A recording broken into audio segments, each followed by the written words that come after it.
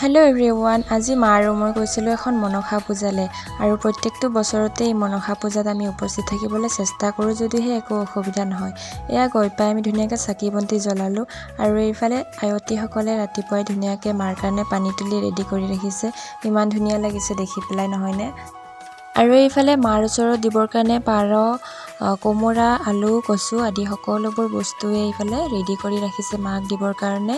আৰু এইবাৰ কিন্তু আমাৰ পাৰ দিয়া নাই এইখন পূজাত, কাৰণ প্ৰত্যেক বছৰৰ নিচিনাকৈ এইবাৰো আমাৰ যিটো শাওণ মাহৰ নাগ পঞ্চমী তিথি, সেই তিথিটোতে আমাৰ পাৰ দিয়া গৈছিলে। এইকাৰণে এইফালে গৰমত অকণমান নেমু চৰবত খাই ল'লোঁ আৰু বাহিৰত গৈ দেখিলোঁ যে এয়া নিৰ্মালি ৰোৱাৰ সময় হৈছে, গতিকে আমিও বহি গ'লোঁ, নিৰ্মালি ল'লোঁ আৰু প্ৰসাদ খোৱাৰ সময় হ'ল, প্ৰসাদ খালোঁ।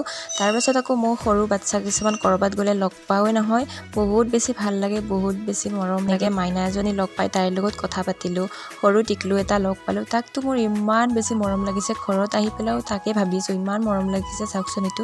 তাক এটা কল দিলোঁ মোৰ পৰা খাবৰ কাৰণে, মানে সি কল খাব বিচাৰিছিল, কিন্তু মই দিয়াটো নল'লে, মাকে দিয়াটোহে খালে।